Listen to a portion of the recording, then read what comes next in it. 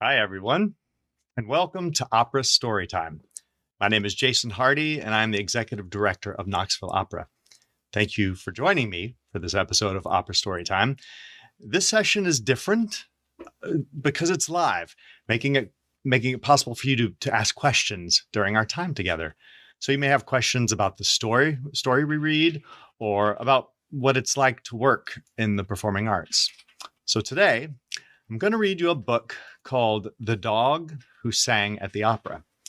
Now, this is an especially fun story because it actually really happened on stage at the Metropolitan Opera in 1997. So while you listen to the story, think of any questions you may have for me, and please just type them into the chat box, which should be on this side, might be underneath, depending on what device you're using. Type in any questions, put them in the chat box, and I'll answer them after the story. So let's get started. Pasha was a beautiful dog, and she knew it. Whenever Pasha and her owner Shirley went for a walk, people turned to look. "My beauty makes me queen," Pasha thought, and stuck her pointed nose high in the air. Shirley worked at the Metropolitan Opera House in New York City, playing the piano and helping the singers learn their music. Operas are plays in which everyone sings instead of talking. One day, she came home very excited. "Pasha, I have wonderful news. We're doing an opera called Manon, and we need a beautiful dog on stage during the big festival scene. You are going to appear at one of the greatest opera houses in the world." Yes, thought Pasha coolly. Of course. The next day, Shirley took Pasha to the Metropolitan Opera House, the Met, for a rehearsal. There were dozens of people on the big stage. There was another dog, too. "What a scruffy thing that is. What could he be doing here?" wondered Pasha, looking down her long Russian nose. "Oh no, he's coming this way." "Hi," panted the little dog. "My name's Sluggo. What's yours?" "My name is Pasha.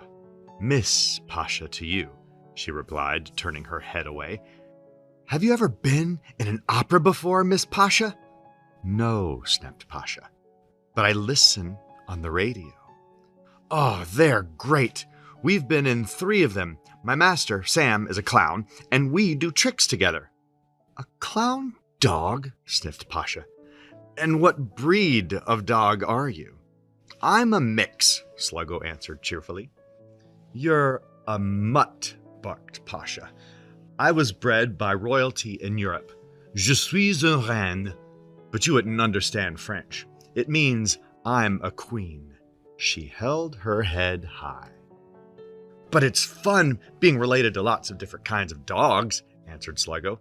"Oh, look over there. That's the director." "The director?" asked Pasha. "He's very important. He tells us all what to do."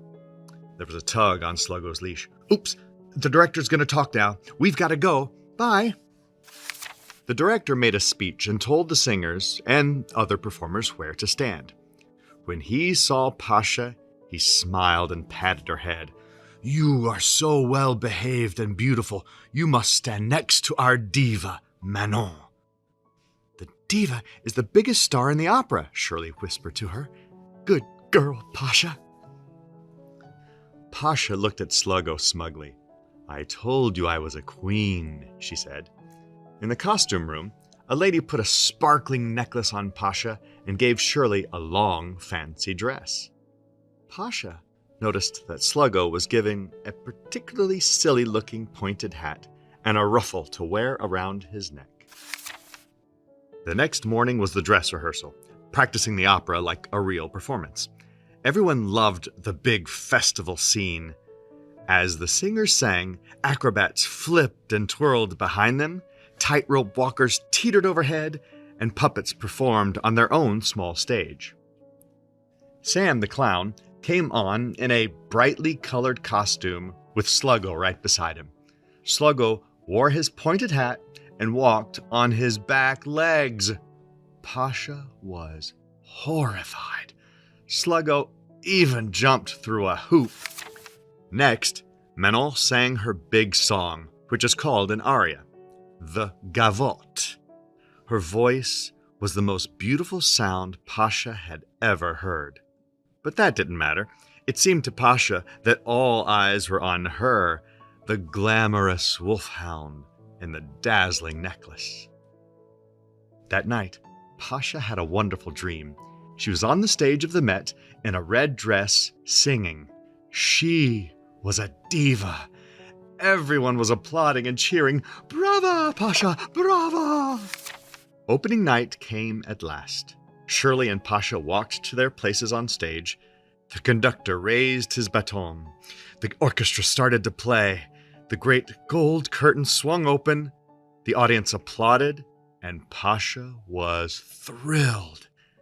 Manon sang better than ever and much louder than at rehearsals. There was more applause, and people called, "Brava!"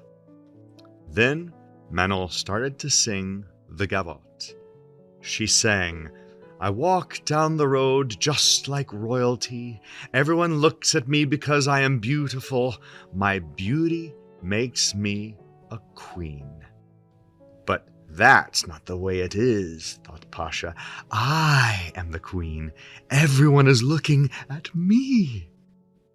Pasha started to hum along with Manon, quietly at first. Then she began to sing.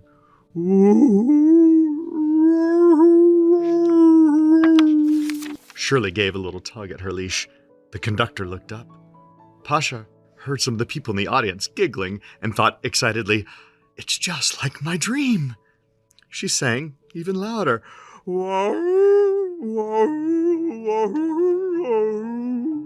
She sang, giving it everything she had.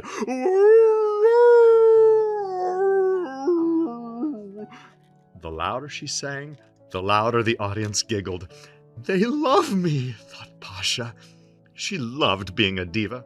Her voice blended with Manon's voice and the glorious sound of the Met Orchestra. There was applause, but Shirley quickly pulled Pasha off the stage before she could even take a bow. All the stagehands were laughing. Shirley was giggling too, but she was upset with Pasha. She knelt beside her, looked into her eyes, and said, "Pasha, Pasha, dogs are not supposed to sing in the opera. Never, ever." The director was not laughing.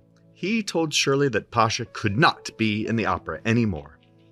No sparkling necklace. The costume lady took it back. While Shirley took off her own costume, Pasha sat down in a dark corner. She had never been in trouble before. She was beautiful. She was perfect. This wasn't supposed to happen. "Are you all right, Miss Pasha?" Pasha closed her eyes and turned away. "This is not a happy time for me. Please, I want to be alone." Sluggo looked at her, huddled in the corner. "I thought you sang beautifully, Miss Pasha." No, please, go." Pasha opened one eye. "You really think so?" "Honest, Miss Pasha, I thought your high notes were better than Manon's." "Spasibo," whispered Pasha, with a slight smile. "What's that mean, Miss Pasha?" "It's Russian for thank you." "You're welcome," answered Sluggo. "That's English for any time." The next day there was an article in the newspaper about Pasha, the dog who sang at the Met. "You're famous, darling," said Shirley, laughing. The phone did not stop ringing all day. That weekend, all of Shirley's friends, including Sam and Sluggo, were invited to her apartment for a concert. With Shirley at the piano, Pasha sang Mozart. Then she sang to music by the Russian composer Tchaikovsky, and everyone applauded politely. But when she sang the gavotte from Manon, her big number, they all stood and cheered, "Brava, Pasha, brava!" Sluggo waited until all the people had finished fussing over her. Then he came over. "You look beautiful tonight, Miss Pasha." Pasha beamed. "Spasibo," she murmured. "And you sang better than ever," said Sluggo. "I heard Shirley tell Sam that the Paris Opera might be interested in you, Miss Pasha." "Oh, Sluggo, you don't have to call me Miss Pasha. I was being silly. Please, call me Pasha."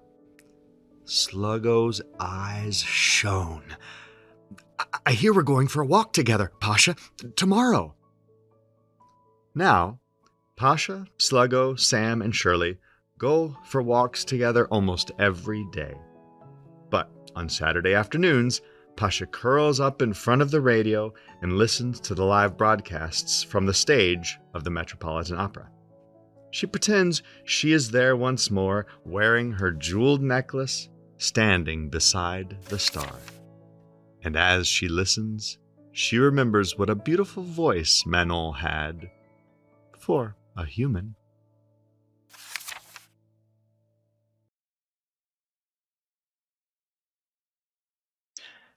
I hope you enjoyed today's story. If you haven't already typed in your questions, please go ahead and do so.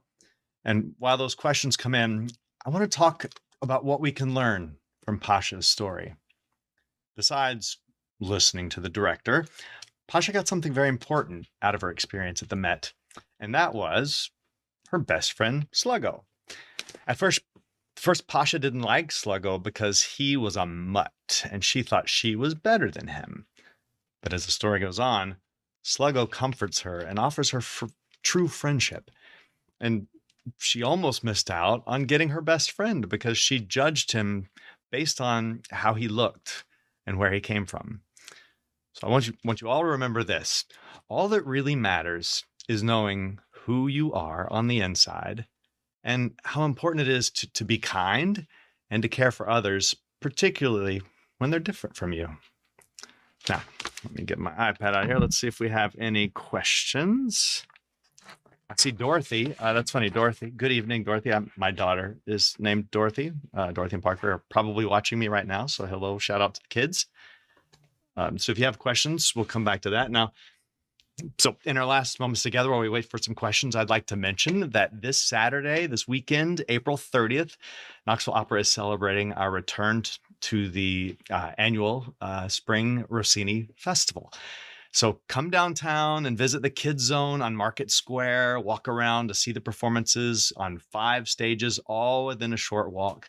Opera by definition is an art form that encompasses all the arts. Music and singing and movement and storytelling. It's visual, it's oral. Well, this weekend, Knoxville Opera will be presenting all the arts with over 700 local artists. So come to the Rossini Festival, enjoy the opportunity to play in Market Square, enjoy a full day of live performances. Let's see if we have any more questions. None at the moment. Well, I will say, if you think of questions afterwards, if you're like me, that's typically what happens. Send us an email. The email address is info@knoxvilleopera.org. Info, I-N-F-O, at knoxvilleopera.org. Send us an email. Be happy to interact with you with any questions about what's going on at Knoxville Opera, about Opera Storytime, a story you'd like for us to read. Just let us know. So let's see. Refresh my screen here. Is using real animals in the opera something that happens all the time? No, actually, as you can imagine, animals are very unpredictable, but there are a few operas that there's an expectation that we will put animals on stage. There's one opera by Giuseppe Verdi called Aida, where they march a whole parade of animals. And depending how big the stage is, if you were to see this at the Met, you'd see elephants and camels and zebras and all sorts of zoo animals. At a company like ours, we don't have the budget to put that many animals on it, but that can be a very messy and unpredictable situation, as you can imagine. If you've ever been to a parade outdoors, you can imagine sort of how unpredictable the animals could be. But that's a great question. And actually, probably the perfect question for a story such as this, because to my knowledge, the only dog to have a professional appearance on a professional opera stage would be the story that you just heard. Well, from what's it like? Okay, our social media. What's it like to put together such a big show at the opera? Another great question. There's a lot that goes into it, and when you go to the opera or any theatrical performance for that matter, you go and sit in the audience. What you see on stage when the curtain goes up is a small fraction of what actually is going on. You've got oftentimes there's an orchestra in the pit, which can have anywhere from 10, 15 to 100 musicians, depending how the size of the pit and the size of the orchestra for that particular opera. You've got all the stage managers, the people that paint the sets and build the sets and hang them and then they come flying down, or pieces that move in. So there are a lot of moving parts that go on behind that, which is why, opera, when I say it does encompass all the arts, you've got everything from the initial rehearsal process to the person that wrote the story, the person that wrote the music, and then the artists learn that, and then stage directors tell the artists where to go as they're putting this all together. And it's kind of a miracle that when it does all come together, you've got so many things that need to happen with such precision in those moments. It's what makes live theater so special. So when you come into the theater and see that, there's a lot that goes into it, and it's usually by the time it's about 3 weeks that when Knoxville Opera artists arrive and we stage it together. They do all their prep work ahead of time, and then it is a very intense period of time to get that final part of the rehearsal process done. I'm scrolling here. Let's see, from Twitter, this is a true story. How would you sum up the moral overlaw? Well, I think we kind of summed it up about, be kind, don't judge, because you can oftentimes find a best friend out of people who aren't like you. It's what makes us all grow, is when we experience things that we're unfamiliar with or meet people who are different from us. Carolyn Hardy, was Pasha really dragged off the stage in real life? That picture was pretty funny. Yeah, I think during the middle of the aria, she got dragged off stage. So she did make her debut, but then, so she I think at an appropriate point in the aria, she got moved off stage, and that was the end of her debut. So there was a funny exchange after the fact too between Renee Fleming was the singer. I don't know if we mentioned that. So very famous, in her time, the most famous American soprano for sure. So there was a funny back and forth letter that went back and forth where at some point in the opera afterwards, maybe it was between shows, she said, well, it's the dog or me, being sort of a little tongue in cheek, that I think it was so funny and well received that the dog sang on stage. It made for a good operatic story, to be sure. And she was a good sport about it. And they exchanged letters after the fact. And now Pasha has a book about her. So it could be worse than that. I got a couple more minutes if you want to. Oh, look at that. Thank you. Shout out to the family. Well, I'm sure many folks will share this after the fact. So hi to those that join us after the live stream. But I want to take a minute before I sign off. Just remember that, especially a note to all the kids, a word to all the kids is just, you all have a unique story of your own to tell. So write and draw, sing, paint, dance, and create and play. Not only does it improve your own life experience, but by bringing more beauty into our world, you make our world a better place to live. So I'll leave you with that, and just thank you for sharing this time with me. Be well, everybody.